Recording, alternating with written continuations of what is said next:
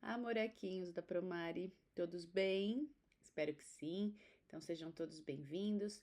Hoje a gente vai conversar um pouquinho sobre esse tema tão importante que é a ruptura prematura das membranas ovulares.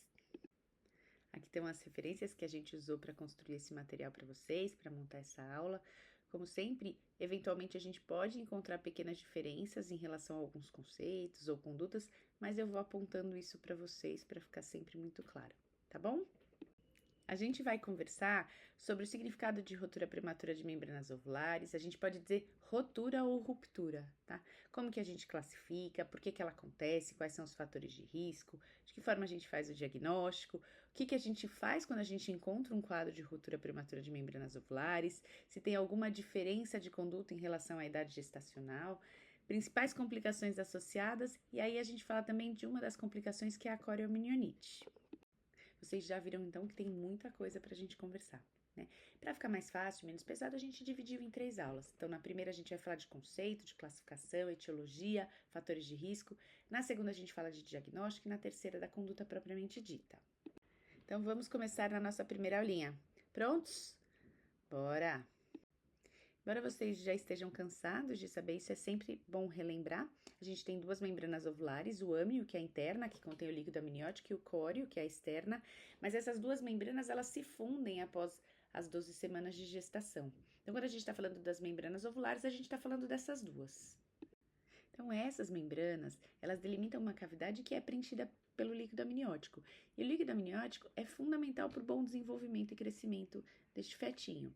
Então, qual que é a importância do líquido amniótico? Ele garante a homeostase térmica, ele permite a movimentação fetal, o que leva ao desenvolvimento adequado do sistema musculoesquelético, fornece proteção mecânica, amortecendo impactos e evitando compressões do cordão, tem uma série de hormônios, fatores de crescimento, de enzimas que são essenciais para o crescimento fetal e para a diferenciação de alguns epitélios, como o intestinal e o pulmonar.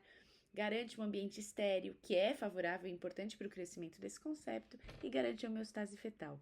Então, o líquido amniótico é, portanto, essencial para o bom desenvolvimento e segmento dessa gestação. O que é, então, a rotura ou ruptura prematura das membranas ovulares? É a ruptura do córion e do âmnio, que acontece de forma espontânea, fora do trabalho de parto.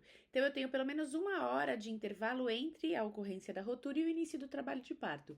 E isso ocorrendo numa gestação acima de 20, 22 semanas, porque eu não estou falando de abortamentos, né?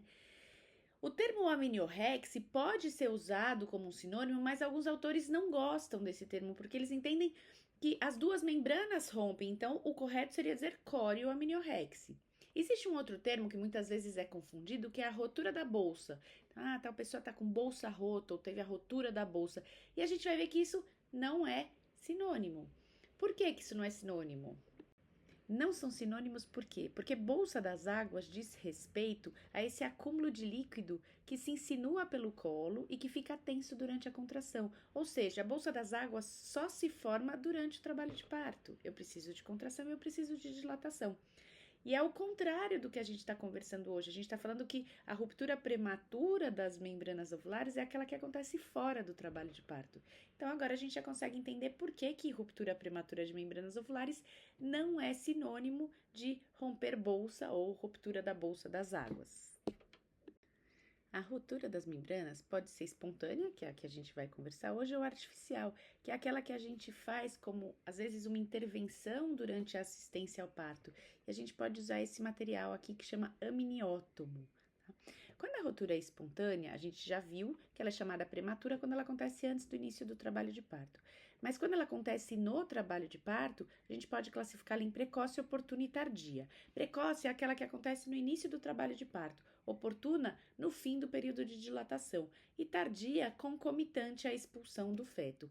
80% dos casos acontece de forma oportuna ou tardia, ou no final da dilatação ou concomitante à expulsão do feto. Então, vamos repetir mais uma vez para ninguém esquecer? Ruptura prematura das membranas ovulares é aquela que acontece de forma espontânea, antes do início do trabalho de parto, independente da idade gestacional, desde que seja numa gestação com mais de 20, 22 semanas, porque a gente não está falando de abortamento, tá? E esse prematuro do nome não tem a ver com a idade gestacional, e sim com o fato de acontecer antes do início do trabalho de parto. Então, a gente sabe que essa intercorrência acomete 10% de todas as gestações, ela é mais frequente no termo, e quando ela acontece antes das 37 semanas, a gente chama de rotura prematura das membranas ovulares pré-termo, que embora tenha uma incidência menor, é importante porque responde por 1/3 de todos os partos pré-termo, que foi assunto de uma outra aula que a gente já conversou. O que é período de latência? Esse é outro conceito bastante importante. Então, período de latência é o intervalo entre a ocorrência da rotura prematura das membranas ovulares e o início do trabalho de parto espontâneo. A gente sabe que cerca de metade das gestações que têm uma rotura prematura das membranas ovulares vai entrar em trabalho de parto ativo dentro de 24 horas. Mais de 95% dos casos vão entrar em trabalho de parto ativo dentro de 3 dias. Quando eu tenho uma rotura prematura das membranas ovulares ocorrendo no termo, 90% dos partos acontecem em 24 horas. Mas quando eu tenho uma rotura prematura das membranas ovulares ocorrendo pré-termo, a gente sabe que esse período de latência é maior quanto menor for a idade gestacional. Então, quanto mais prematuro for esta gestação, maior o período de latência. É como se fosse um mecanismo de proteção aí contra a prematuridade. E quais são as complicações associadas à rotura prematura das membranas ovulares? Quando ela acontece pré-termo, a gente tem todas as complicações associadas à prematuridade. Então, desconforto respiratório, enterocolite necrosante, hemorragia intracraniana, sepse. A gente também tem complicações associadas a ela, por exemplo, o descolamento prematuro de placenta, pela descompressão brusca que pode acontecer. Muitas vezes a gente pode ter esse descolamento. A gente pode ter um prolapso de cordão, que também é uma emergência. A gente pode ter maior probabilidade ou maior risco de sofrimento fetal intraparto, porque se eu tenho menos líquido, as contrações podem cursar com compressões funiculares, compressões desse cordão, com todas as consequências disso. A gente pode ter infecção intramniótica, rompeu a membrana que protegia, que tornava aquele ambiente protegido do ambiente externo, então mantinha aquele ambiente estéril. E a gente sabe que a infecção intramniótica é um quadro grave com risco de sepse e que acomete 1 a cada 5 roturas prematuras das membranas ovulares pré-termo. E quando eu tenho essa rotura acontecendo muito precocemente, numa idade gestacional muito precoce, eu tenho chances de complicações mais graves. Então, eu tenho chance de hipoplasia pulmonar, porque não vai ter formado toda aquela árvore respiratória como deveria. Eu tenho as deformidades ósseas de mão, face, de pé. Posso ter síndrome da banda amniótica com amputação de membros, que é rara. Posso ter restrição de crescimento fetal. Então, tem uma série de complicações que podem acometer essa gestação como consequência dessa rotura prematura das membranas ovulares. Para a gente entender um pouquinho por que ela acontece, a gente tem que lembrar que tem vários fatores concomitantes acontecendo para que ocorra uma rotura prematura das membranas ovulares. Então, aumento da pressão intrauterina, a fraqueza do colo e das membranas, processos inflamatórios ou infecciosos, a gente vai ver que esses diversos mecanismos se interrelacionam e somados aumentam o risco aí de ter uma rotura prematura das membranas ovulares. Então, que situações que podem levar ao aumento da pressão intrauterina? Situações de hiperdistensão uterina, então, por exemplo, num polidrâmino, numa gestação múltipla, situações em que eu tenho miomatose uterina, principalmente se eu tenho alguma alteração dessa cavidade uterina, a presença de contrações uterinas, mulheres que tenham malformações müllerianas, às vezes eu tenho excesso de movimentação fetal. Então, esse é uma das coisas que pode, junto com outros fatores, levar à rotura prematura das membranas ovulares. Geralmente não é uma dessas coisas isolada apenas, mas é isso com a soma de outros mecanismos que a gente já conversou que podem levar a uma ruptura prematura das membranas ovulares. Quando a gente está falando, então, de fraqueza de colo e das membranas, a gente tem algumas doenças de tecido conjuntivo que podem aumentar esse risco, tem questões nutricionais, mas sem dúvida nenhuma a incompetência cervical e a cervicodilatação precoce são as mais importantes. Um outro mecanismo fundamental nessa fisiopatologia, nessa etiologia, são os processos inflamatórios ou infecciosos. Por quê? Porque eles levam ao enfraquecimento estrutural dessa membrana. Então, as infecções ascendentes do canal vaginal são as mais importantes, mas as infecções do trato urinário também podem ser fatores aí que justificam a sua ocorrência.